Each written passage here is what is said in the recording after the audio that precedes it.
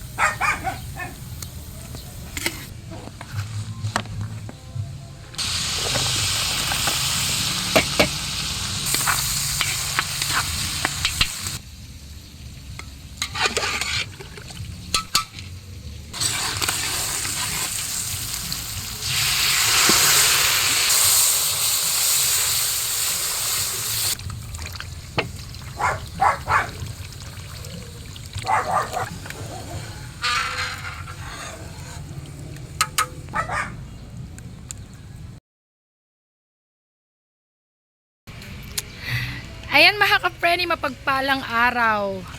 Tumutulo ang aking pawis. Ayan, nakita nyo naman na kami ay nagluluto po ng... Mahuhulaan nyo kaya kung ano yung niluto namin. Ayan, nagluluto kami ng pansit bihon with canton mix. Ayan, ayan, umihip na yung hangin. Kanina, medyo nagmadali kami kasi po kumukulog. Kapag kumulog, hindi kami makapagsasalang dito sa kahoy. Medyo, ayan, pawis ko hanggang dito. Medyo marami-rami pa naman po. Bali, 5 kilo to, 3 bihon at 2 kanton. Kailangan talaga kahoy para po mabilis. Ayan, sa ngayon, ayun, nakita nyo, nakababad. Nilagay na namin yung sabaw. At iniintay lang na uminit ng kaunti, tatambog na namin yung bihon. Ito nga po pala ay order sa akin sa church namin. Merong gawain yung mga youth, mga kabataan. Kasama na po yung aming anak, si Pauline at si Charlie. Ayan, lalagyan na namin.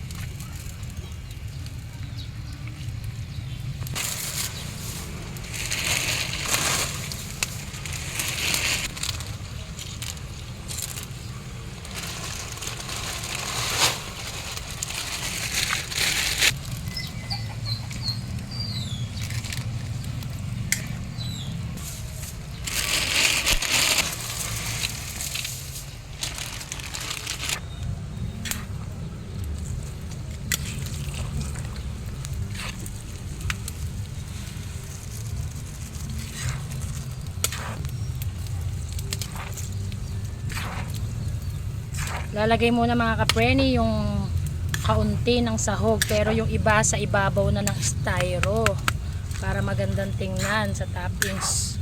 I-styro ko nga po pala yan, 80 pieces, 80 styro.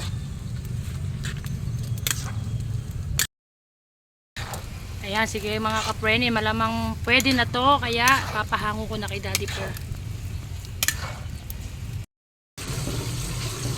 Ayan mga ka-preni, nandito na po ako. Nakatapos na kami sa pansit at ito namang puto ang aking ginagawa. Hindi ko na naipakita sa inyo kung paano ko po tinimpla dahil isa po yung kamay ko. Ngayon lang ako pwedeng maghawak ng camera habang hinahalo-halo ko pa. Ayan, tapos after nito lalagyan ko po yung mga molder ng margarine.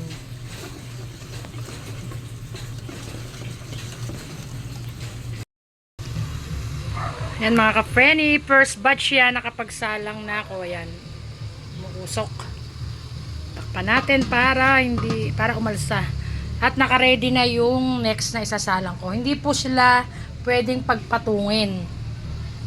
Hindi sila pwedeng pagpatungin na ilagay dyan. Kasi may tubig po na nag-evaporate.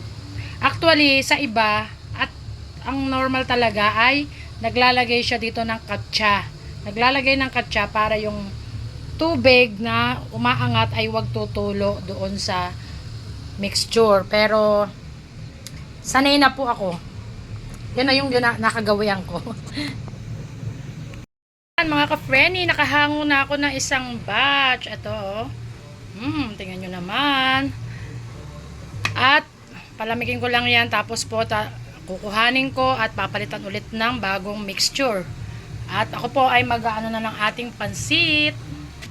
Ito po yung ating pansit at mag-uumpisa na akong maglagay sa styro. Tingnan nyo naman, oh.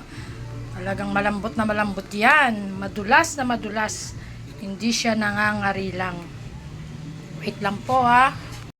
Ayan mga ka-Frenny, nakabuo na ako ng first batch. Ayan yung ating first batch ng puto at first batch ng sinabayan ko lang po yung dami ng puto kasi ang laman nun 19. Ayan po.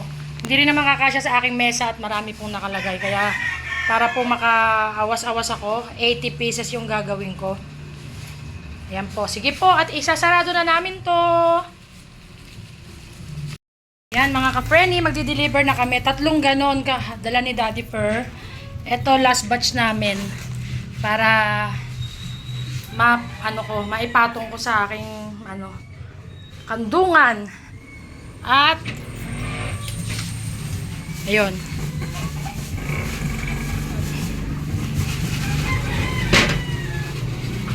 Isa sa harap ng motor, 2 hawak ko. I-lock mo na yung pinto.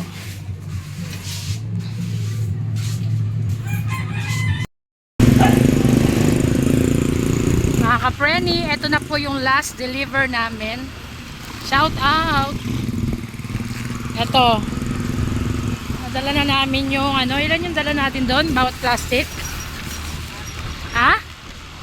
Bali, ang dala doon. 24 na lang yun. Ito 24 lang to.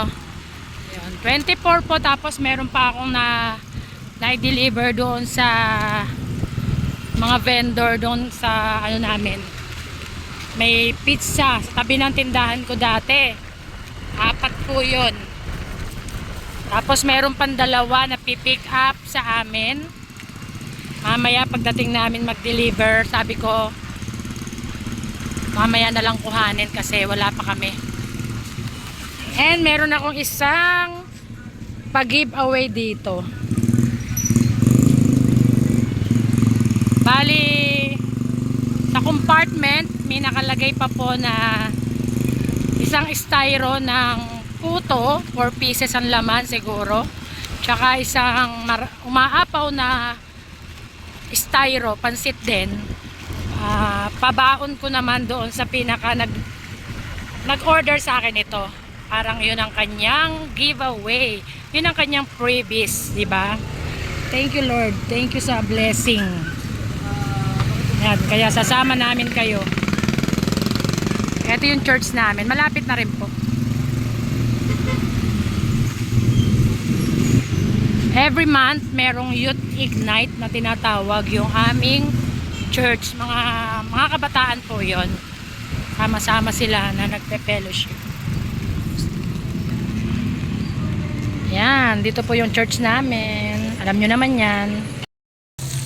Yan mga ka-Frenny, after na magluto ng pansit na order, nagpahangin lang kaunti sa ventilador dahil po tagaktak ang aking pawis. Pero ito yung dinner.